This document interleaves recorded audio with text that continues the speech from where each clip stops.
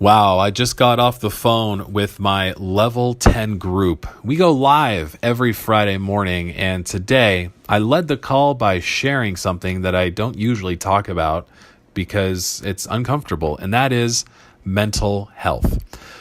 Over the next 10 minutes, you're going to hear me talk about mental health and just getting real with you about imposter syndrome and overcoming depression and self doubt. So please, listen all the way through, and at the end, I want to give you an invitation to join us for these regular calls. Alex Branning, your marketing coach. To master your marketing skills, he's the only way to go. And don't be that random marketing guy who just wings it every time. Master apps, Facebook, and your site. Alex will show you how to do it right. Don't fail hard with your marketing. Learn how to make money while you sleep. So I want to talk about negative thoughts, the ones that we hear within us and the ones that we get from outside sources, and how debilitating they can be if we don't know how to react to them and how to internalize or kick them out. So Tim and Ray, thank you for joining us this morning.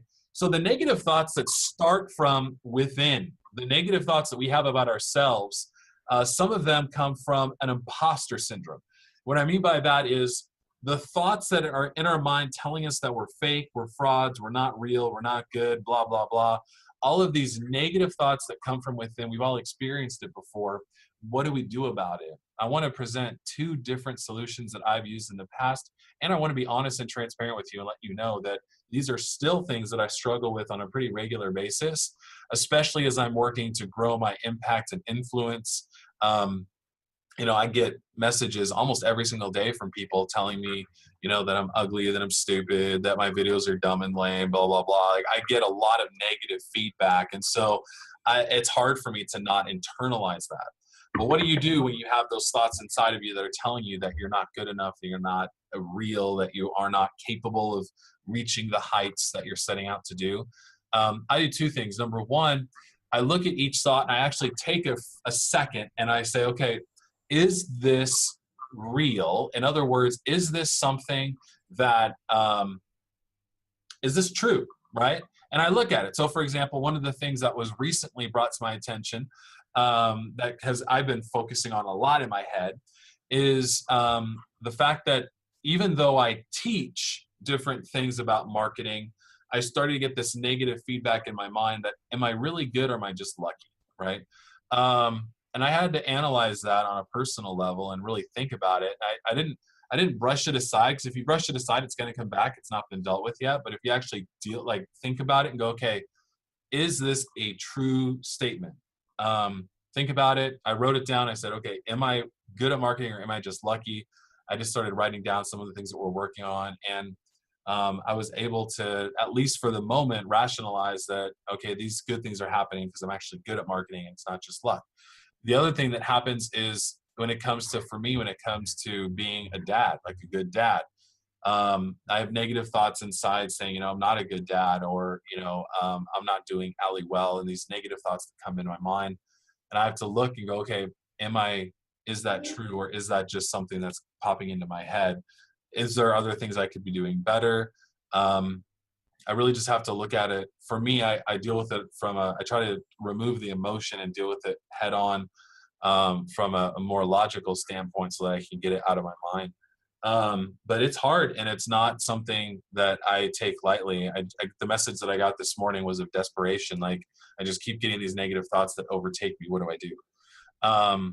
And I've been there. I've fought it. I wouldn't say I've won the war, but I've definitely won a lot of battles. But let's talk about what happens when people throw things at you. It's like I said, I get messages on a regular basis from people who are just very negative to me.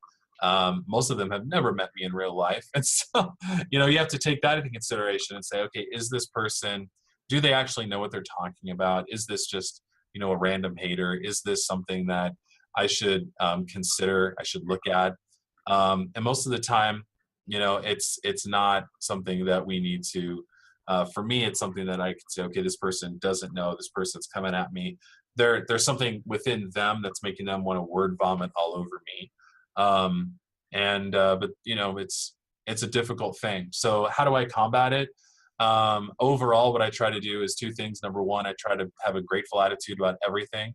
I think being thankful and grateful for things is probably the easiest way for me to get my mind off of the negative that's running through my head and the negative that I'm hearing, and I'm focusing on the good in my life and the good that I'm doing for others. And then I also I paint a bright future in my mind.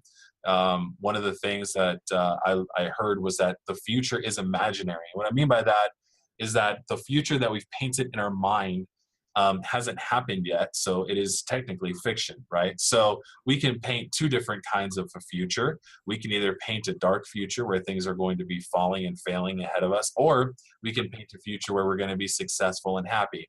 The way that we envision our future determines the actions for today. In other words, if you think that the thing that you're working on, if you think the book that you're writing isn't going to sell a single copy, you're going to be very discouraged about finishing the book, and you probably won't do it.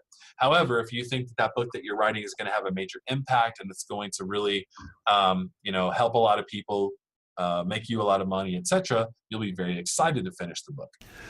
I hope that was good for you. I hope that inspired you. I hope that helped you. I hope that gave you some ideas on how you can overcome the mental health issues, the depression, the self-doubt, the imposter syndrome that is plaguing you and keeping you back. During the rest of that call, we had many people that were on the live call share their own struggles. And as a community, we all helped each other out. So there's a lot more good stuff in there. I want to encourage you to check out Level 10. That's the group where we had this conversation.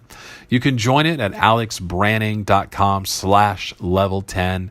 You can reach out to me, alex@branninggroup.com, and ask me for the link to go to it if you are having trouble getting there. But every Friday morning, we go on a live call. We share what's going on with ourselves. We share wins from last week and things we're struggling with. And I would love to have you be a part of that community as well. I hope this call was great for you. This is a little bit different than normal, but I really wanted to share it. Have a great rest of your day.